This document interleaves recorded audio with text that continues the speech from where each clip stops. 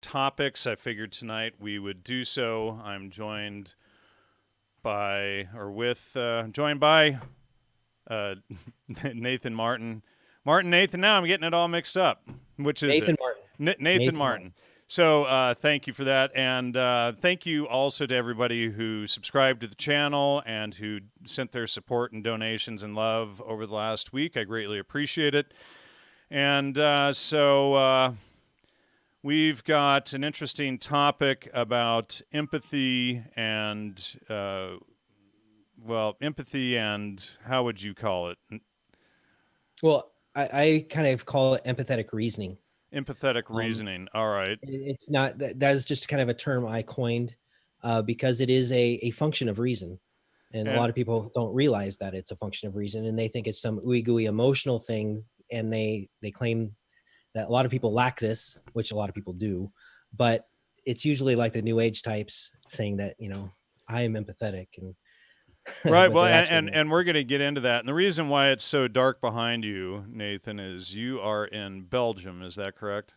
Yes, that is. And I've what's that? I've been here for 7 years now. 7 years. Originally from America. Yeah. Yeah. Where are you from here?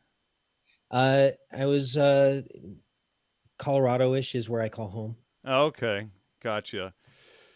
Colorado is a pretty decent place as long as you stay away from places like Boulder, Yeah. where they have all of the SJWs and whatnot. But so what's your background, Nathan?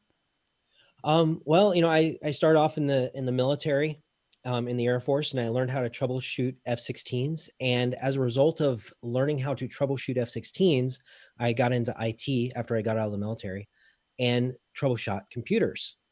After I got out of out of computers, I started troubleshooting feelings and helping people to turn their intelligence inwards in self-reflection to basically work through emotional states, poor quality emotional states, to improve them to high quality emotional states.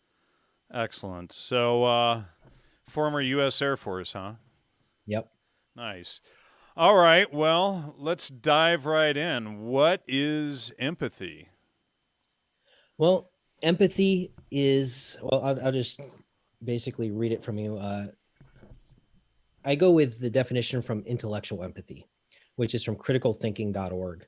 And it's having a consciousness of the need to imaginatively put oneself in place of others in order to genuinely understand them. And it requires a consciousness of our egocentric tendency to identify truth with our immediate perception of long-standing truth or thought. And this trait correlates with the ability to reconstruct accurately the viewpoints and reasoning of others and to reason from premises, assumptions, and ideas other than our own.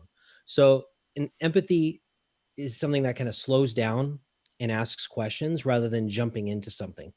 So if I make a post on my wall on Facebook and I write about it and somebody comes in and just starts blasting me, they're lacking empathy. They're not actually asking me questions. They're not trying to understand my viewpoint. And they're not even asking for my reasoning. So it's not that they have to agree with me. It's not that they have to identify with my position. All they have to say is, well, how did you come to that position? Correct. And what people don't realize is that a contradiction is always a lie or an error.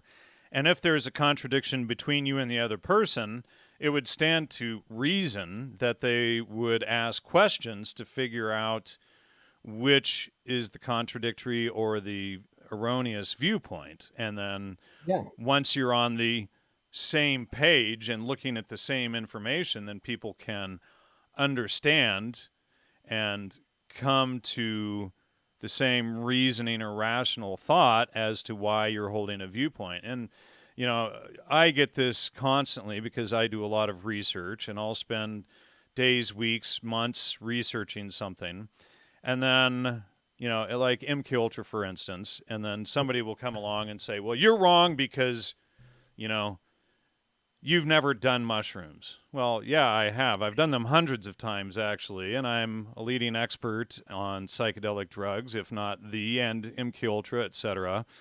And in fact, that shelf right over there is about 24, 26 shelf feet space just on books on psychedelic drugs, and I've read just about all of them. And, and it's like people actually believe that, when I say that the whole of the psychedelic revolution was the real MK Ultra program. They can't get their mind around that because they're not approaching it from, as you said, an empathetic point of view. They approach it from, they think they already know everything because they were high on drugs.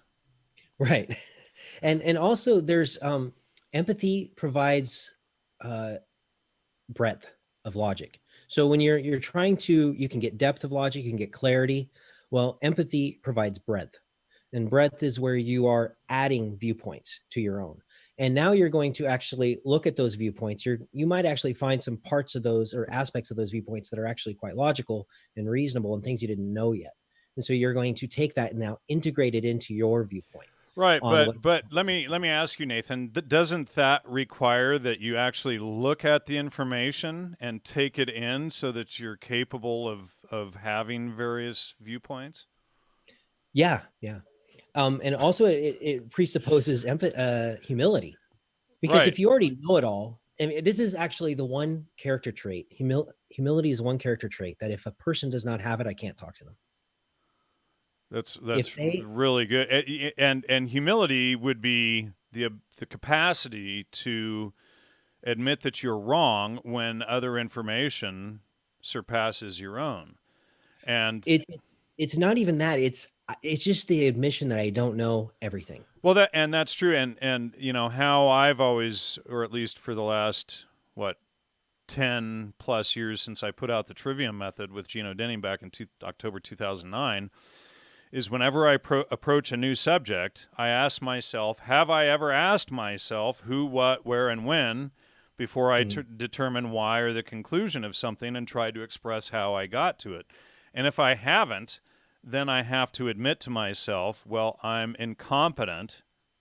So how do I overcome my incompetence? And that's generally how I approach every new subject. Whereas, and that's really, in my opinion, the defining characteristic between intelligent people versus morons or ignoramuses. Because an ignorant, somebody who ignores information, they generally, and we'll get into this more, but they generally suffer the Dunning-Kruger effect, whereas the more ignorant a person is on a subject, the less educated they are, the more they tend to think they know about it. Whereas somebody, you want to jump in there? Well, interesting thing about Dunning-Kruger effect is I actually kind of discovered where it came from. There was a book called Corrupted Culture, and it was talking about humanistic psychology. And in humanistic psychology, they reversed cause and effect. And causal fallacies are a really big deal, because if you reverse cause and effect, you're going to have some really big issues. What they did is they reversed self-esteem with achievement. So it's usually you achieve something through hard work or just some kind of achievement, and then you gain confidence as a result. You gain confidence, you gain self-esteem, you gain just confidence in yourself. And the Dunning-Kruger effect is inflated sense of self-confidence. Right. So if you flip that, and now it's like, I'm going to tell you, oh, you're such a good person, you can do anything, right? And I'm just going to just blow smoke up your tail end on a regular basis until you could be president if you wanted to. And these people are in all these snowflakes and those kind of things. They're going through life being inflated, hyper-inflated by all this self-esteem and people telling them that they're good enough and smart enough and gosh darn it, they're worth it. And but they don't achieve anything. You should get a free F-16 and a free education and free everything, because by golly, you're worth it just for showing up. Yes, exactly. Everybody gets a prize. Right. Well, that's doing is they said that self-esteem will lead to achievement rather than achievement leading to self-esteem. And right, exactly. Well, and what's interesting, what I find really interesting is people will accuse me of having a huge ego or whatever because I've researched something and I'm confident in the information that I've researched, and they confuse the confidence in my ability and capacity with that information with ego, which is what they're doing by refusing to look at it. So they actually invert the whole thing and then project onto you what they are actually doing. Well, check this out: egocentrism and sociocentrism. Sociocentrism is us versus them mentality, and egocentrism is me versus you. So I'm making you an opponent, and I'm now talking down to you or whatever. That's egocentrism. Well, those kinds of people are actually very egocentric, us versus them, and they're lacking empathy, because empathy builds bridges of understanding by wanting to understand other viewpoints. So Right. Well, and then, and we'll dive into this as we go, but the more you understand and utilize the Trivium method, what people don't grasp who don't use it, they don't what they don't grasp is that when you're going through the Trivium method, you learn to see all of the other viewpoints, and then you debunk them before you even go public with your conclusion, right. because a contradiction is always a lie or an error, and there are no contradictions in nature. So this forces you to see all of these other viewpoints. It's like one of the most idiotic and common ones that I get is, mushrooms are older than the CIA, therefore the CIA couldn't use them for mind control. And, this is literally the most common argument that I ever get.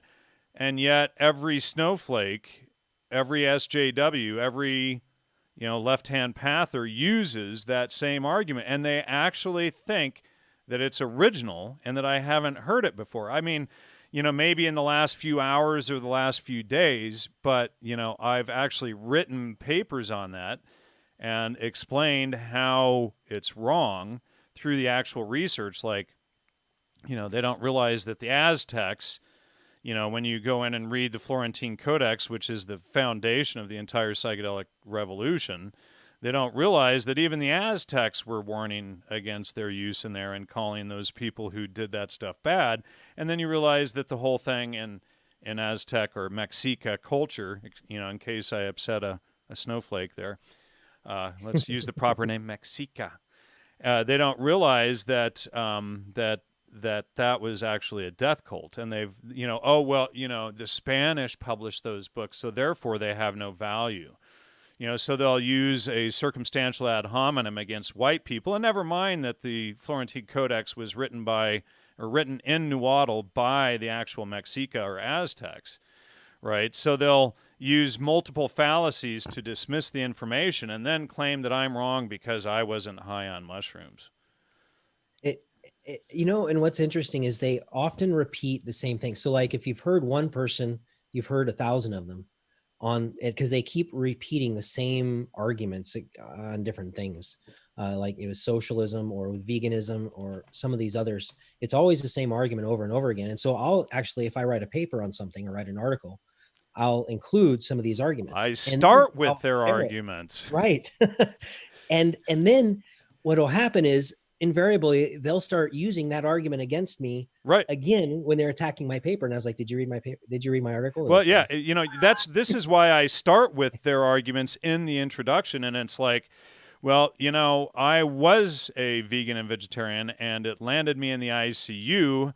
And if you actually read through or listened through or looked at the 30 some odd shows I've done on it exposing it, you'd realize, oh, well, this guy was one, and it's, and there's always some moral superiority appeal to, whatever complex that they're using, and they don't understand that grains and legumes, which are the staples of the vegetarian diet, are highly inflammatory. And eventually my intestinal tract shut down, and I weighed 114 pounds, spent 5.5 days in the ICU, nearly died on my son's 3rd birthday.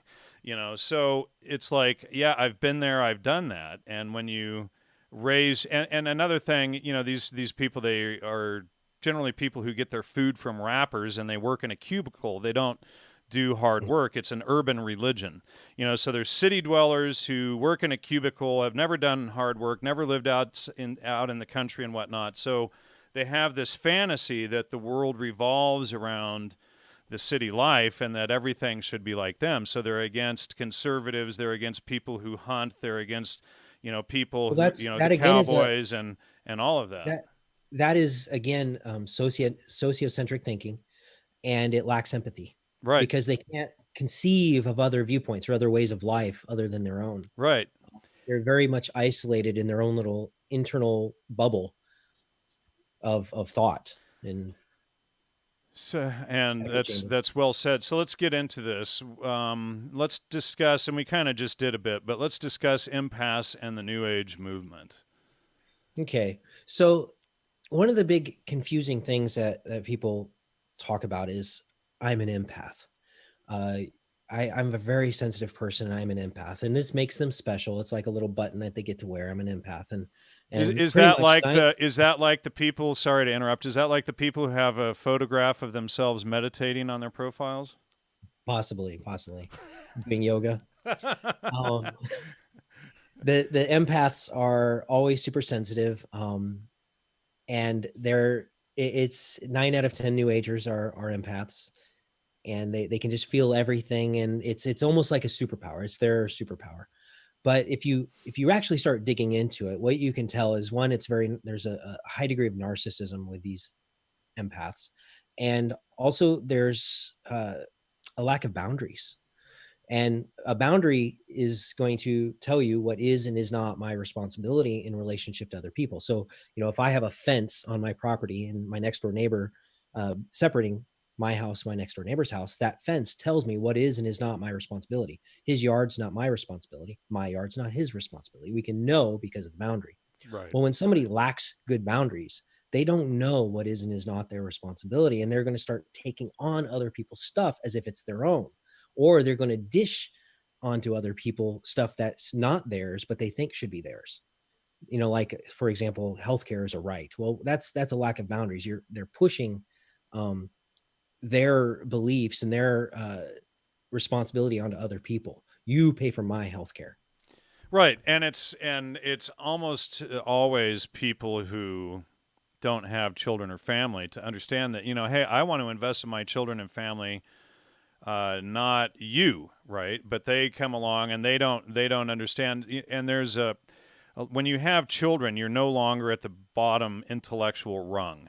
So generally, people who don't have children think like children. When you become a parent, you not a parent, but when you become like a father or mother, you have a different level of understanding. You created this life, and you need to do whatever you can to provide for it and take care of it. Your cat is seriously interested in this conversation, Yeah, and she's running away on me here. and then a grandparent is another level, great grandparent another level, but so you have all of this extended adolescence or arrested development in the left wing or left hand path in regards to socialism. And this is all socially engineered, it's all manufactured because Right. Right. socialist systems need people without families to prop up the socialist government, because the stronger your family and extended family is, the less you need a socialist or communist government for. And so the more that breaks down, single mothers, homosexuals, et cetera, they're going to be far more reliant upon the government than people with large families and extended families, because that's the support base. And if you don't have that, you're naturally going to gravitate toward, who you think should be mommy and daddy other than your mommy and daddy, who is the government. And I'd like to add to that reason is what separates an adult from a child. And those people that have become reasonable, they've refined their thinking, they've aligned with the law of reason, with natural law. They've purified their thoughts and their thinking patterns. They are now sovereign, because that, aligning with the law of reason, with reason itself, makes you sovereign. Well, a child is still ruled by their parents. Now, if society is a bunch of children, then they can be ruled. They cannot self-govern because they don't have that. That's John Locke talked about that extensively in his treatise on government too. Very well said. So let's discuss what is sympathy. Okay, yeah. So this goes back to the empaths. Sympathy means together in the emotion. Empathy means into the emotion.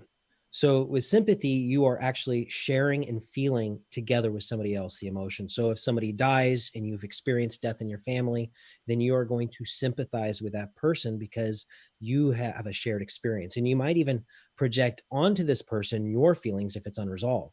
if you haven't worked through that death, if you haven't processed those feelings, used intelligence to and empathy on yourself to work through it, now you might even start projecting onto other people if they experience a death, and you're going to kind of smother love them. You're going to project onto them your experience as if it is their experience, and rather than letting them go through their experience. Now, an empathetic person who maybe has even lost somebody, they're going to ask them questions. They're going to be like, oh, so tell me about it. Well, did you really care about this person? What was your relationship to them? Who were they? What kinds of things, what were some of your experiences with them? What does it mean to you that they've died? Are what feelings are coming up to the surface because of this experience? So these are all empathetic questions. They're boundaried questions. Instead of feeling together with this person, you are keeping yourself at bay and letting them feel their feelings without projecting onto them, and now they can help you understand what they're feeling. All right, and let's go into empathy versus sympathy. Yeah, so empathy, I think I just explained that. Empathy is the ability to slow down, ask Right. questions, try to understand. Sympathy is enmeshment. In these so-called empaths in the Yes, New Age left-hand path people, they confuse empathy, sympathy. sympathy with empathy. So they're Yes. really sympaths, but Mhm. that is imposing their viewpoint onto other people Right. rather than gathering information to understand other people, which they don't really want to understand. They don't want to understand why someone is a rancher or a hunter or a conservative, or why they support Trump, or why they support family, or Right. why they don't believe in giving pedophiles free range, or etc. Well, So it's a drama triangle, really. They see everybody as victims, and so they're always seeing somebody as oppressed. They're a victim. So the drama triangle is the by rescuer. white males especially. Yes, yes, of course, and straight white males actually. Straight, yes, cis white males, right. So what they're doing is they're seeing everybody as a victim. Everybody is an oppressed class, and then they're the rescuer class, and then of course the oppressors are all the bad people that are oppressing. And so And if you're always approaching things, this is how the left actually commits every mass genocide for the last 200 plus years. yeah, Go ahead, sorry. they're just seeing everybody, they're sympathizing as with everybody as a victim, so they're projecting onto them their own feeling of being a victim, and rather than dealing with their own inner victim and working through it and processing it using intelligence, they are now going to shadow project onto other people and now try to rescue them. They're going to be their hero, and they're going to rescue you whether you like it or not. And if you're not going to be rescued, then you must be one of the villains. Right, And right. this is the sociocentric and egocentric thinking: us versus them, me versus you. It reminds me of Caitlin Bennett when she was on some campus trying to do some interviews and people started attacking her. But Mhm. one of the guys comes up and just assumes straight out that she's a feminist, right? And of course, no thinking family conservative Christian woman is a feminist. And this person was utterly shocked. And then, of course, she immediately went from needing rescuing to being the villain.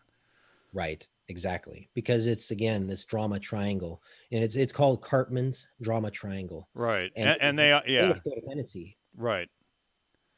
Yeah, and they use that stuff on me constantly, on my for exposing what I do on the show, and then you get all these trolls and people, and they will actually troll me like the GDL and these Mhm. neo-Nazi Islamic groups or whatever. They'll troll me, and then they'll cry that like Ugly Lies will go out there and cry that he was the victim of my attacks on him when he and his trolls were putting out videos and using coordinated attacks on me. So they actually invert the whole thing, and then they cry that they are the victim.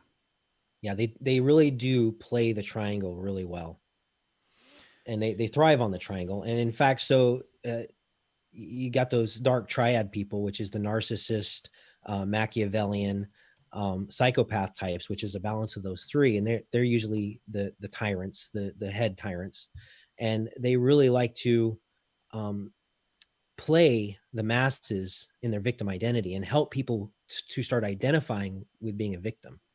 And even if they can even try to do that with the truth movement and make people try to feel like a victim of the government. And so anytime you start identifying as being oppressed, and there's an oppressor out there, you're now starting to go into this pattern of relating with the victim, hero, and the villain. And this is the epitome of codependency and enmeshment and lacking boundaries and sympathy. So this is the dark side of sympathy for sure. And I would add to that that would be the foundation of Saul Alinsky's rules for radicals. Oh yes, yes. Because what these and and Saul Alinsky starts his book off by praising Lucifer, but that is the foundation of what the whole left is. And they admit, to be a radical, they have to reject everything and then pretend to be the victims and then go attack and project onto everyone else this narcissistic fantasy. And they even say, don't use reason, be irrational. Well, that's Sharia law right there. In Islam, which okay, so the left, Baphomet is another name for Muhammad, but which we've discussed on the show many times. But so in Islam, under Sharia law, logic is banned. You follow whatever Muhammad says and whatever the Sharia law says, but you are not allowed to use logic and reason. So that brings us, now we've covered boundaries, that brings us to the Trivium method. Now, okay. Bringing it full circle a decade later. So I like when, as you know, you have knowledge, understanding, and wisdom. In integral psychology or spiral dynamics, you have pre-rational, rational, and transrational states, or pre-personal, personal, and transpersonal states. And this all represents, at least in my understanding, the what, who, where, and when for the knowledge, the why for the understanding, and then wisdom is how. And you can, with empathy, you can use these questions to better understand a situation.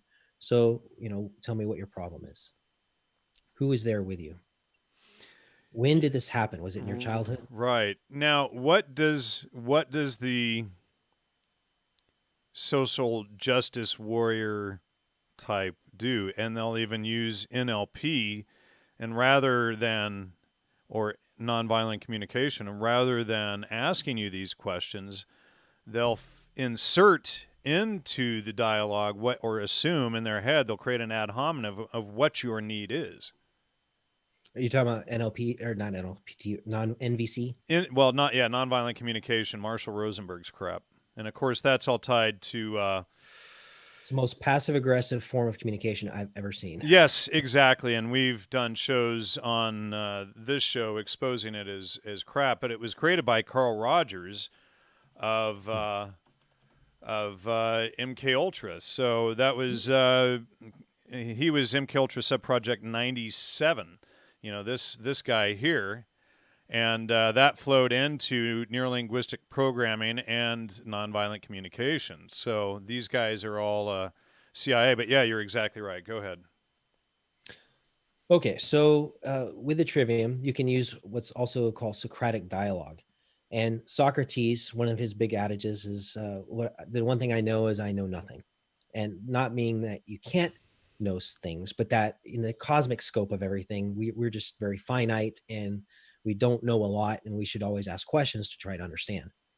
And so Socratic dialogue is a brilliant systematic method of asking questions that goes really well with a Trivium and with empathy, so that you can seek to understand another viewpoint better, regardless of whether you agree with it. And it also is able to challenge assumptions, find underlying root beliefs, and help to deconstruct lies and bring harmony, so that you can actually come out with real wisdom in the end. Because it's, knowledge plus understanding minus contradictions equals wisdom. And then Correct. if you have, a lack of knowledge and contradictions and logical fallacies, that equals folly. And that's folly is the opposite of wisdom. Checking that out for a second, think about it. No, that was really well said, actually. So, and for those who don't know or who haven't been listening to this show forever, you can check out one of my other websites, triviumeducation.com. Of course, I brought out the Trivium method with Gino Denning back in October 2009. So I recommend studying everything that we've put out on it. It's life-changing. It will show you how to think critically. Most people assume that they know critical thinking just because they exist, and then you have to have humility to understand that you don't know critical thinking until you've actually studied it. And I've had some narcissistic SJWs attack me, and you're not, you don't know critical thinking because, I'm like, actually, I've taught it for a decade. Thank you. But so do emotion and reason conflict?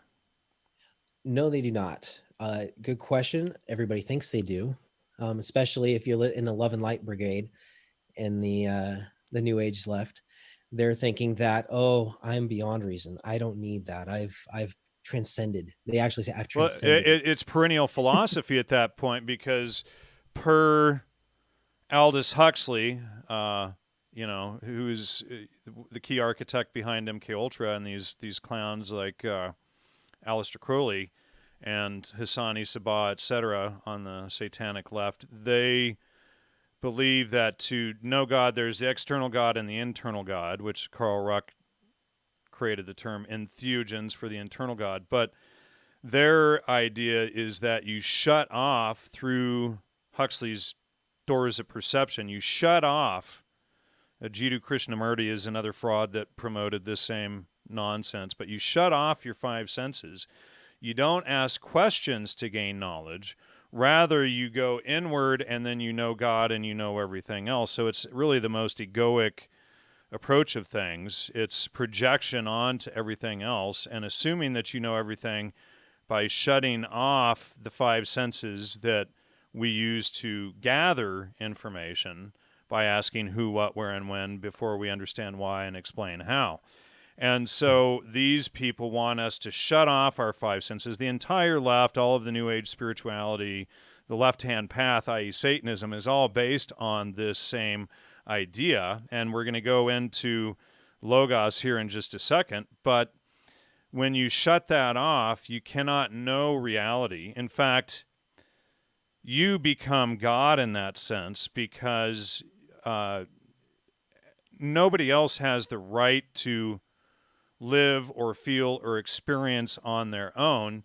You project onto them that they are all the figments of your imagination, and anything that goes wrong in your life is because you had negative thoughts, and they don't have the right nor the agency to make their own decisions and to experience life, and for that matter, to take actions against you, such as criminals and whatnot.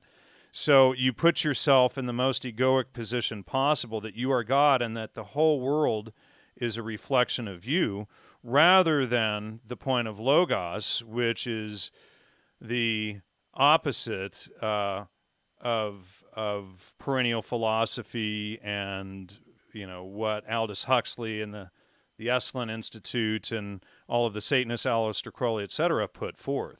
So, but this is how they invert reality to fool us into this nonsense. Okay. I'm going to try to wrap it back to the original question. Did I leave it too untangled out there? Or too unraveled, I should say. Pull it back around. That's okay. It's not a big deal. With logic and emotion, they come together, and they're actually inseparable functions of mind, at least according to Richard Paul of criticalthinking.org. He's one of my heroes. I've read at least a dozen of his books on the topic of critical thinking. He's passed away now. But he posited that emotion and logic are inseparable, and intelligence, you need to bring intelligence to bear on emotion so that you can um, create better quality emotions, because our emotions are low quality because our thinking is poor quality. So Correct. with a trivium, you have it kind of equates to reality generation, how we think something, then we feel it, then we act upon it. And this is actually also in psychology, where when our thoughts determine our feelings and our feelings determine our actions. And if we have really poor quality thoughts, that means that our feelings are also going to be really poor quality, and then our behaviors are going to be poor quality because they're going to reflect our feelings and our actions. And then the feeling is kind of what motivates the action. So if we can take our thinking and start purifying it, we can start seeing where we have fallacies, and we can actually look at our feelings and our actions and our outcomes and try to understand that. And so we start processing all of this. We're like, okay, so I'm really upset right now. I'm triggered. I'm right. And I take that, and my wife starts asking me questions. She wants to know, well, why are you feeling that? What's going on that you're upset about right now? And now we're going to start probing my feelings to see if this is a high quality emotion or a low quality emotion. If in Is it based on a high quality thought or a low quality thought? And we go through and we process that until we come to the core belief pattern that's causing me pain.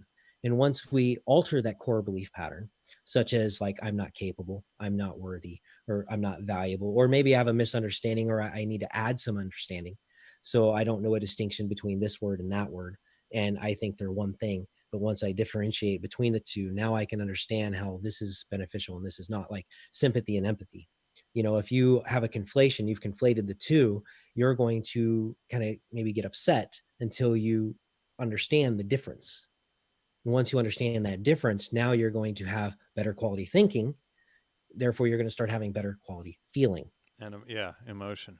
And, Yeah. so for those of you who haven't studied the trivium, just to interject here, you said, you start processing or thinking about your own fallacies, your own false thoughts. And fallacy comes from the Latin fallare, to lie or to deceive. So when we begin to learn the trivium method, which includes memorizing at least the most basic 20 logical fallacies. And for those who are interested, I sell logical fallacy bookmarks on the Trivium website and on the Logos Media website, but that you can carry around with you all the time just to help you remember. But once you memorize at least those basic 20 or maybe 30 logical fallacies, then what happens is about 6 to 8 weeks into it, you start catching your own logical fallacies in your thinking. And then once you do that, you say, oh, wait, hold on a second, I'm lying to myself. And then you can stop yourself and say, wait, why am I lying? Why is this upsetting me? To your point right here. Right. And then once you do that, you can actually go and look up real information and then base your thinking on real information. And then you have real emotion based on the facts, not on misinformation or self-imposed lies or fallacies. Yeah, and really, most people are led by emotion. They're getting tricked by their emotions, and they're being tricked into outrage, and they have very low quality thinking, so they're very easily manipulated, and then they're being manipulated by their feelings. So if you really want to stop being manipulated, you have to start working on your feelings and working through that. So feelings and thought, um, especially emotion and thinking, critical thinking is the bridge between the two. Critical thinking is what can help bring them together so that they can be inseparable functions of thought, or inseparable functions of mind, rather. Well said. What is emotional intelligence? I mean, we kind of just explained it, Yeah. but It's bringing intelligence to bear on your emotional states. It's taking your intelligence, the purity of your thinking, and working through your feelings so that you can then again cross-reference them back to your thinking. So you're playing the observer role. So you have to really kind of differentiate yourself into two different people. You are observing your thinking, and you're doing the thinking, and you're also doing the feeling. So you're observing yourself thinking and feeling, and you're the judge. judging these two aspects of yourself, your thoughts and your feelings. Very well said. So this is why logic, why the trivium, etc., which I've heard so many times over the last decade, why they're not juxtaposed to each other, why they work together. Because once you understand this through emotional intelligence, you can have real thoughts, feelings based on the actual facts of a situation. And, see, most people, the social justice warrior left, for instance, to point the finger, they generally approach things through pure emotion and Right. not through reasoning first and then having the emotion based on that. It's like, I've had people ask me, well, how do you love then? It's like, well, no, you understand your love through through trust, through building a solid relationship, through, family, etc., not just, I love everybody, let's go love the Muslims who want to kill all the kafir and all of this kind of nonsense, right? Well, that's communist. That's socialism. That's free love for all, and that's no boundaries. That's enmeshment. Right. Yes. Again, well said.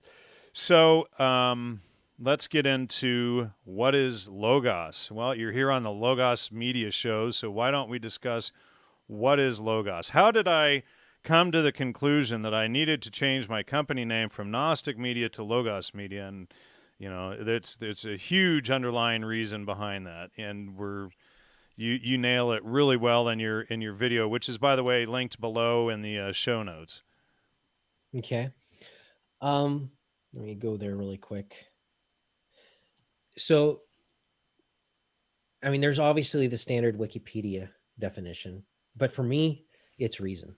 It's the law of reason. It's natural law. It's aligning yourself to objective principles. So we can build ourselves without reason, our character. We can build our character without objective principles. You were talking about earlier how anything goes. It's kind of like solipsism. They detach themselves from reason and they've transcended reason.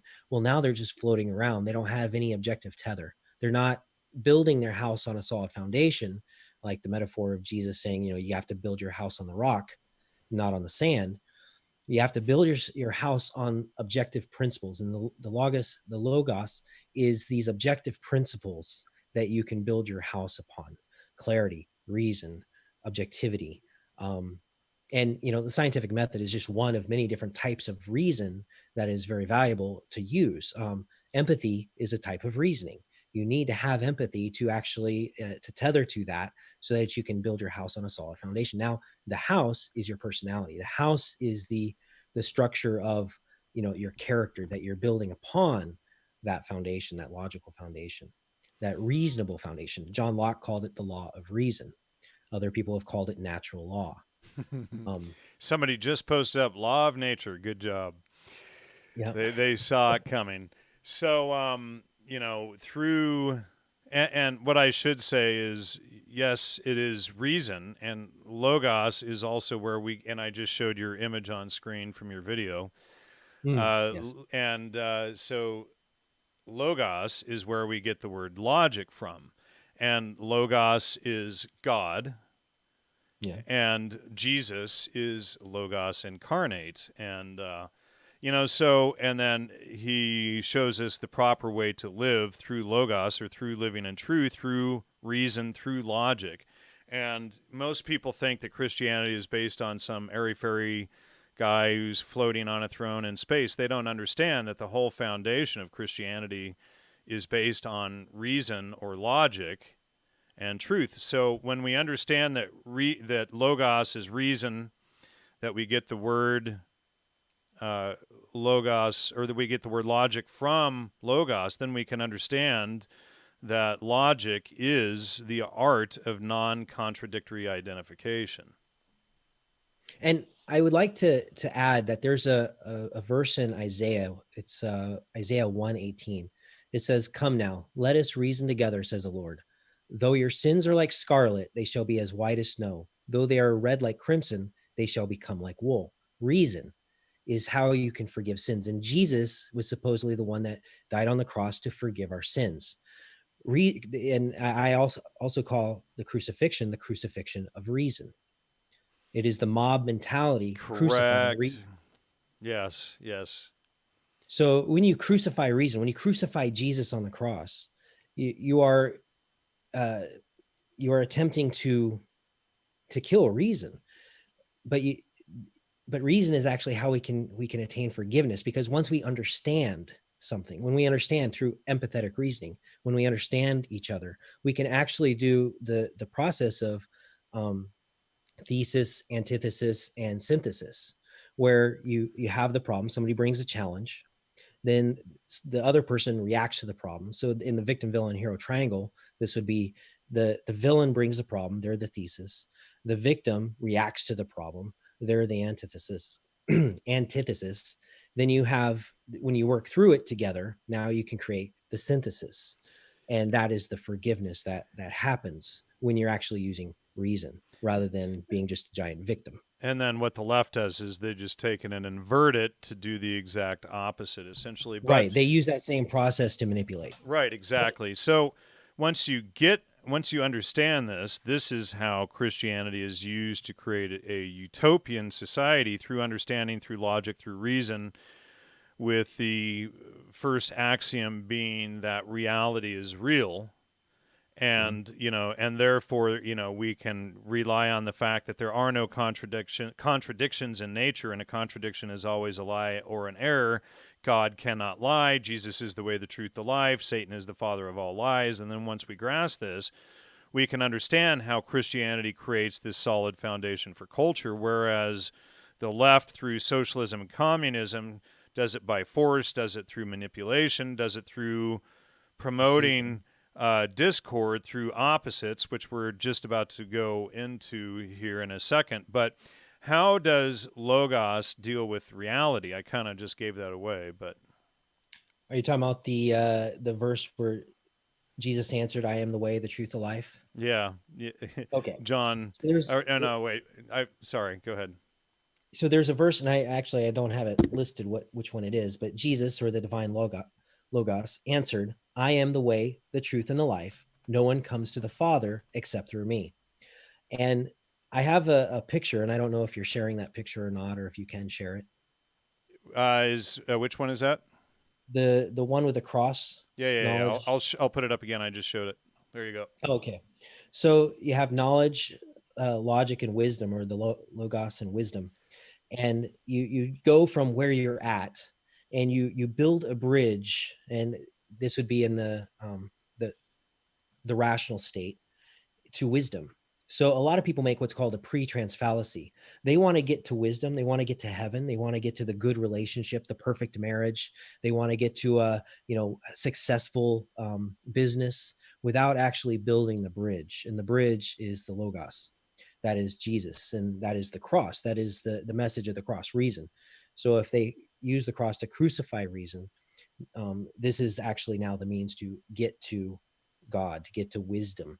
So the pre-trans fallacy says, I'm going to skip over the logos, and I'm going to get to wisdom without going through the rational state, without internalizing the logic, without understanding it. So I have no understanding. I think I'm going to go from knowledge straight to wisdom without any understanding. And this is pretty much how society acts. And this is how most universities, with the exception of um, your Ivy League colleges and stuff like that, that actually do teach at least some kind of version of the Trivium. This is what they're doing. They're just giving you knowledge and wisdom. This is what you the what, and this is the how. This is the what, this is the how. They don't teach you the why. They don't teach you first causes. They don't teach you understanding first causes. And as Aristotle said in metaphysics, that the difference between a master and a layman, and between the ones who give orders and the one who take orders, is understanding of first causes. Let's see. I already covered that. Discuss how the left, or left socialism, Marxism, postmodernism, perennial philosophy, Islam, etc., are trying to subvert logos. Okay, so this is an interesting thing. So if you look at the philosophy of deconstructionism, and deconstructionism is in the spirit of Marxism. Of course, there's the everything to them is a binary, and all binaries, which is contrasts, and there are lots of binaries and lots of contrasts, are of the unwanted wanted variety. And in their mind, that's the victim and the villain. So the wanted is the or I don't know. Well, it could be like There's the male oppressor versus and the oppressed. They have yeah, the yeah, oppressor and the male or female versus female victim, male oppressor. right. Right. This is actually a co-creative. Black victim, white oppressor. Et cetera, et cetera, et cetera. All the Vegan way. is the carnists, who Right. eat all Yeah. Mark animals and Passio's Carnist loaded language, etc. The Mark Passio, the so-called former Satanist. so anyway, so they attack these binaries. So there's some binaries that are co-creative, but they treat those co-creative binaries as a duality, as the wanted unwanted variety, as the oppressor and the oppressed. So if you have a bad experience and you're like, I had this bad experience, I'm going to now work through that experience and try to gain some clarity and insight and understanding as a result of that. And that's how we find meaning. We go through an experience and we can find meaning by understanding what we don't want and then focusing on what we do want.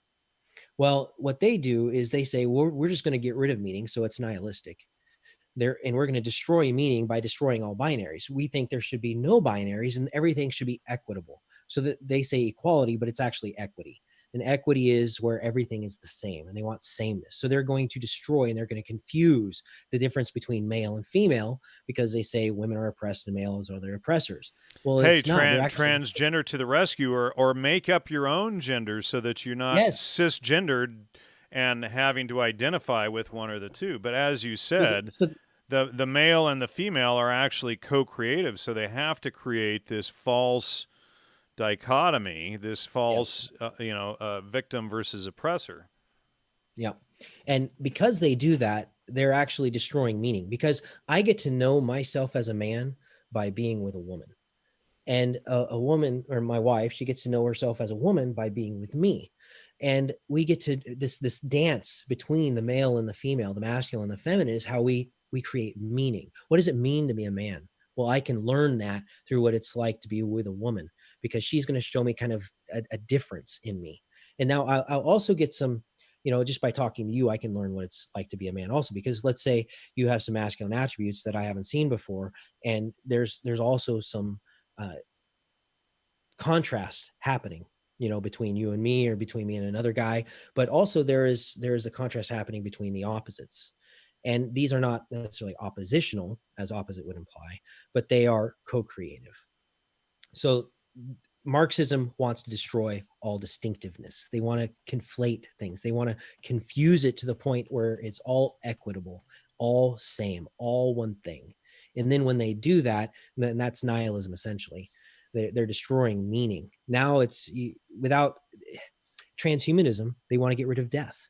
Well, if you get rid of death, you can't understand life. Right. Well, and so the guests used to play the drinking game whenever the Huxleys were mentioned. So who created transhumanism but Julian Huxley? So we never, in any of this perennial philosophy written by, Aldous Huxley, the book, transhumanism, trans this and that, that's Julian Huxley. It's all eugenics and MK Ultra stuff. But that is the goal of all of this stuff, is to create a slave mentality in the society where they can't even know morality. See, through socialism and communism or Marxism, they believe that by erasing morality and binary, which, God created man and woman. So if they erase all of that through this communism, it will create a chaos, and then through that their utopia will rise. What they don't say is that their utopia is Satanism, and every time they try to implement it everywhere, the whole culture collapses and everybody ends up in poverty, Venezuela being the most recent. And this Bernie Sanders guy is the next incarnation of this radical Satanism stuff that the left is trying to promote against society. So I think even that's a Marxist dialectic, though. is it? Yes, I think that they're now presenting Satanism, this evil Satanism, and then there's going to be the reaction to it, and then Lucifer is going to show up as the angel of light. So you're going to move from the nasty Satanism to the kinder, gentler, fluffier Luciferianism, or this angel of light that appears Well, that's to what kind of Lucifer save the means, day. the angel of light. Yes, yes. So it's going to be a maybe even it's a difference between an ideology and a philosophy. So an ideologue is still being emotionally led. They're reasoning from a conclusion and based on wounds. So like if you look at a libertarian, most libertarians, not all, but a lot of them are not philosophically based. They're ideological libertarians. Correct. An ideological libertarian is reasoning from a wound. Ow, stop it. The government bad. Ouch, stop. Right? Well And said. Yeah. if they're reasoning from that ouch, stop it, they're reasoning from emotion rather Correct. than Well, reasoning from evidence. correct. And in my view, and I used to kind of align with libertarianism before I just became a conservative, but libertarianism is the ideology that, any type of consensual behavior is okay and should be legal because it's not bad. So it should be okay to have pornography, sell pornography. It should be okay to have drugs, sell drugs, etc. Never mind that drugs and pornography and these things have a huge impact on families, on society, and Right. they destroy family and society and kill people. And they'll say, well, that person chose to. But so what libertarianism is it's the right or the ideology to promote these things without any responsibility for the damage incurred to society as a whole. I think we're headed towards a libertarian world society, a one world, and Satan is going to go down in flames, and the Lucifer libertarian is going to rise up. Now, I am a classical liberal, which is philosophical. So I have a lot of the same conclusions that a libertarian would have, not the ones that you just mentioned, but a lot of other ones. But I came there from philosophy and not from a wound. Right. Well, and the typical libertarian symbol is the serpent, which says, "Don't tread on me." I mean, which isn't that exactly Lucifer's philosophy? He didn't want to follow God's rules of natural law and then fell. So, emotionally motivated reasoning. Okay, so emotionally motivated reasoning is where we are reasoning from the wrong place in the brain. So we feel the emotion, it's pain, and the pain center of the brain lights up and says, "Ow," and and then what we do is we try to find a reason to assuage that feeling, and then we get a hit of an endorphin or dopamine or something for solving the riddle. So if I read a post of yours and it triggers me, I go ah, and then I make a comment that's really rude and I attack you on it. What's happening is now I'm getting that when writing that comment, I just got a release of an endorphin, and it's actually an addiction to attack you because it makes me feel better because I just use this motivated reasoning, emotionally motivated reasoning, which is polarized. I'm polarizing into this emotion to feel good. And now I'm an addict of attacking people. I'm an addict of feeling outraged. I'm an addict to feel upset because every time I feel upset, now I have a justification to attack them and get my hit. Right, and this The anti-empathy. that was the perfect definition of the online trolls and the GDL community and these types of Mhm. people. Well said. Again, And it's the anti-empathy because you're not actually asking them, well, what's your viewpoint? And I want to understand it. You're attacking that viewpoint immediately because you immediately feel pain looking at their viewpoint. So, I mean, if I feel pain looking at your viewpoint, I can't really empathize with you, can I? no, because it's the I'm not going to say it. I'll just let it go. Okay. Anyway, so let's see here. A few more things to bring up here. Confirmation biasing or biases. Okay. So, confirmation bias. I didn't prepare for this one. So confirmation bias is where you're trying to confirm. So if I do an internet search and I want to prove my point to you, so you say something, it triggers me. I'm now in motivated reasoning, emotionally motivated reasoning, but I don't have a good thing to search. So I'm going to search for something that confirms my bias, and Right. then I'm going to share that with you. So Without actually fact checking or going down to the base primary research level. right. So I see this a lot with mandatory vaccinations. A lot of people who are really pushing and they're like, it's science, so you should get vaccinated. But really, mandatory vaccinations is just another type of socialism. It's making other people responsible for your health. Right. You get vaccinated to protect me. Right. Yeah. Exactly. Well said. And this whole mentality. Well, if everybody else is vaccinated, why should I be vaccinated? How could I give you a disease if you're already vaccinated? Per your, Yes, thank you.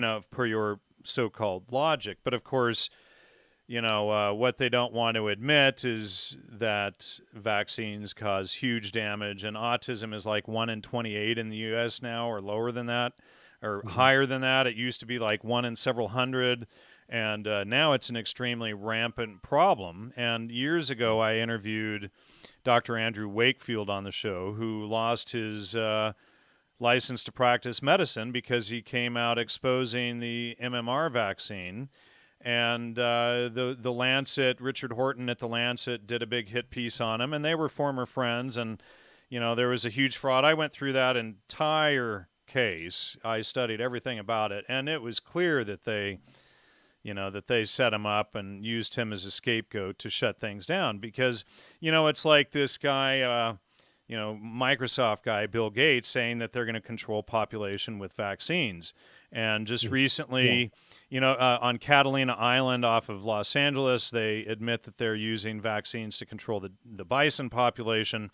They just, within the last few weeks, came out with an article saying that they're, now because they've emasculated the men and attacked hunters so much, now there's a deer population problem. So now they want to use vaccines to control the deer population rather than just saying, hunters come back, we're sorry, we were wrong, right? So, so Bill Gates wants to, and he comes up with this absurd formula that he shows on his TED Talk to justify using vaccines for population control. Hold on a second. I'm just pulling it up. So here, let me find the image here. Anyway, yeah, I'm not finding the right one, but he has this ridiculous theory that he showed on screen. I'm surprised it wasn't the first one that popped up, but you can see the fallaciousness in his arguments. Well, I mean, first you have to have logic and be able to understand, the fallacies he's using, but he uses a lot of sophism to create the illusion that what they're proposing is the right thing to do. And Right. It's he's a these eugenicist. right, and these ultra elitists, yeah, and his father, his grandfather ran Planned Parenthood. Let's look up Bill Gates here.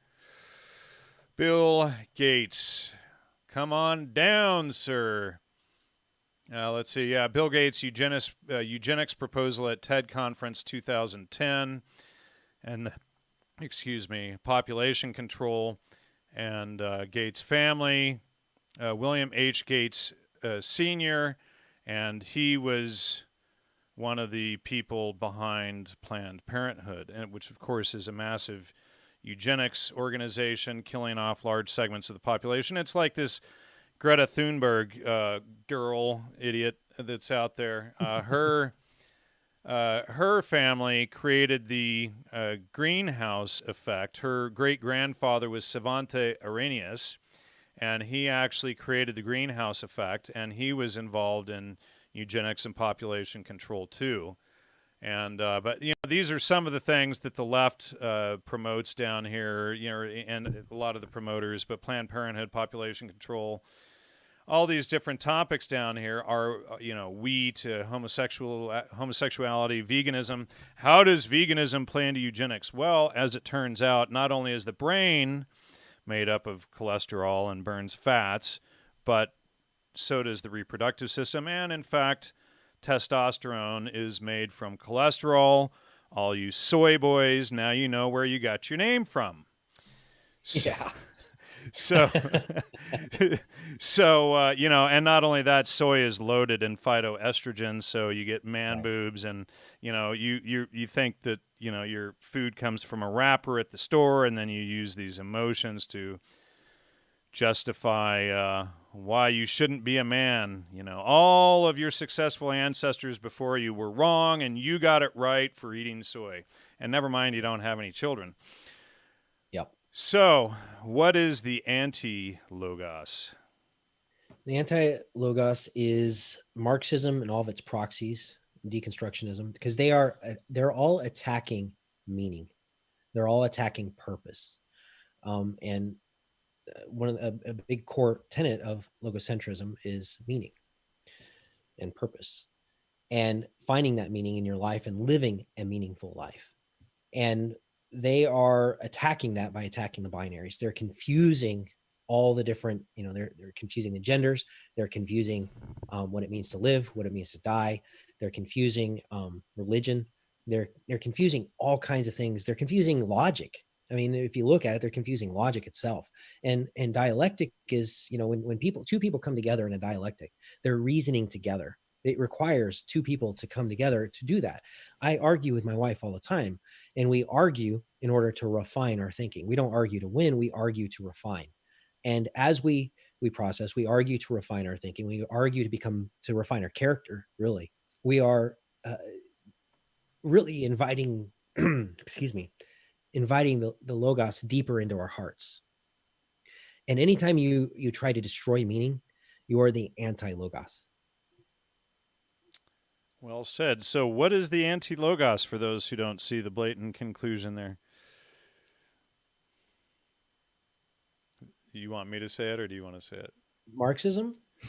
Well, it's that, but Marxism. it's literally the Antichrist, since Jesus is Yes. Logos incarnate. So it would literally Yes. be the Antichrist. So this is why Marxism, socialism, all of this stuff that people claim isn't really that bad, is actually the Antichrist, literally, because it's against reason. Logos is reason. Logos is logic. It's against reason, and it promotes this moral relativism. It promotes this anti-binary, anti-natural law state of existence, which And it's anti-individual. It's it's anti-individual, and it's it's mob rule, yes, which the it's mob needs to take your weapons away, your firearms and whatnot, so they can rule you and get you into line. and the mob is, again, the mob crucified reason. The mob crucified Jesus. That's the whole. Boom. And in fact, the whole monster getting, the mob that shows up at, Dracula's castle with pitchforks and torches. What they've done is they've said, there's the monster. Those people, they're the monster. Jesus is the monster. Logos is the monster. Attack the monster. Crucify the monster. Right. Yep. So, left wing, right wing, same bird, So, and people don't grasp that righteousness, correct behavior, following truth, following logos, reason, Christ, etc., versus left wing or left hand path, Satanism, Marxism, socialism, promoting pedophilia, bestiality, homosexuality, the destruction of the family, abortion, post birth abortion, all of this stuff. And then, the ultimate. Dichotomy, or holding two contradictory thoughts, is a leftist Christian. That's not even possible. You have to be utterly in some form of delusion as to what Christianity is to be able to hold, that thought or that belief, because that's literally against everything that Christianity teaches. Well, it lacks self-reflection. It lacks self-awareness. Those kinds of the people that are attracted are very externalized. They're attracted to socialism, attracted to left-hand path. They're very much externalized. They're very much looking outside of themselves. And when I say looking outside of themselves and externalized, I mean that they're not reflective. They're not looking internally. They're seeing everything outside of them as, oh, you're the villain. You've made me a victim. You've made that person a victim. They're not taking responsibility and being an individual and being accountable for their actions and their thoughts and their feelings. They're instead projecting their accountability onto others. They have no boundaries. They're enmeshing with other people and thinking that other people are responsible for them. So the thing that they lack is they lack empathy for themselves. Not only do they not have empathy for other people and their viewpoints, they literally lack empathy for themselves. They don't know how to ask themselves good questions in self-reflection. They lack reflectiveness. And the black pastor, Jesse Lee Peterson, who has a huge online Sunday church channel, has exposed this endlessly within the black community, trying to get them to come around and realize this, and it's always the oppressor versus the victim, and it's like, okay, you got to stand up and start reasoning and come out of that mentality. And I saw an article the other day that the U.S. is actually one of the least racist and oppressive countries, and people can go to, many various countries in Europe and see, far more of that behavior. Yeah. Yeah, we have it really good here. We have it really good in the West and in America in general. And it's like a cancer. They're attacking themselves. They're attacking the rest of the healthy body, thinking that it's bad, but it's a healthy body. But they are behaving like cancer behaves, and they are spreading and metastasizing. And I hope I said that right. And they're attacking the rest of the healthy parts of the body in deconstructing it. They're destroying the body, and they're doing that on purpose, or they're being tricked into doing that on purpose. They're not conscious of it. They're just shadow projecting. How in your opinion, are all social justice warriors or SJWs narcissists? Okay, so narcissists have this thing called JADE: justify, argue, defend, and I forget what E stands for, but it's a cycle of getting people into circular arguments. And they're constantly getting people into circular arguments that don't make a lot of sense. It's very emotional, and people always try to defend themselves. They're like, well, you just made an accusation of me, I'm going to defend myself. And you can never actually win against a narcissist when they're doing this to you. Simply by engaging, they win. Simply by engaging in their narcissism. So a lot of people say, well, you should listen to other people's viewpoints. This is the whole empathy thing, right? We need to listen to their viewpoints. Well, we can control the conversation by asking them questions. But if they're not going to do that and they're just going to attack, we don't have to actually engage with being attacked. That's not empathy. That's being a doormat. So the SJWs, that's just their calling card. They're policy enforcers. They don't have any will of their own. They actually abdicated their role of reason. They're like, I'm not going to take responsibility of reason in my life. I'm going to abdicate it to my ideology. My ideology tells me to believe this and to say this. Now I'm going to go through these parroting talking points. I'm going to parrot these talking points and attack you. So you're not actually arguing with a person. You're arguing with an ideology. NVC, essentially, right? Well, they're even more aggressive, I would think. The kind ones are doing NVC. All right. Would you like to? We did this last week, but would you like to end with John 1? I put that in the show notes. Did you catch that? Yeah. I don't have it. If you have it to read, yeah, I don't have it in front. All right. Well, and we can at least do this a little bit. In the beginning was the Word, which is Logos, and we'll pull that up here. The word Logos, right there. That's where Logos comes from. And the Word was with God, and the Word was God. The same was in the beginning with God. All things were made by him, and without him was not anything made that was made. In him was life, and the life was the light of men. And the light shineth in the darkness. And that's like the light of truth. And the darkness comprehended it not. There was a man sent from God whose name was John. The same came for a witness, to bear witness of the light, that all men through him might believe. He was not that light, but was sent to bear witness of the light. That was the true light, which lighteth every man that cometh into the world. He was not in the world, and the world was not... He was in the world, and the world was made by him, and the world knew him not. He came unto his own, and his own received him not. But as many received him, to them gave their power to become the sons of God, even to them that believe on his name, which were born not of blood, nor of the will of the flesh, nor of the will of man, but of God. And the Word was made flesh, and dwelt among us, and we beheld his glory, the glory as of the of the only begotten of the Father, full of grace and truth. John bare witness of him and cried, saying, This was he of whom I spake. He that cometh after me is preferred before me, for he was before me. And of his fullness have all we received, and grace for grace. For the law was given by Moses, but the grace and truth came by Jesus Christ. Logos incarnate. So I think that's a good place to wrap it up there, Nathan. Sounds like a good place. How about we have you on to do a part 2 of your other material? Would you like? Sure. Would you like to do that? Would you like to come yeah. on next Tuesday?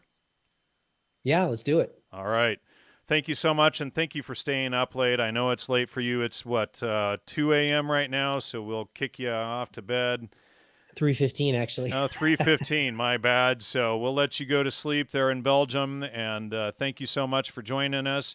Thank you, everybody, for your support. logosmedia.com. Please support the show. You can also subscribe to the channel, hit the alerts button, subscribe by Patreon, which is posted in the show notes below. Much appreciated. And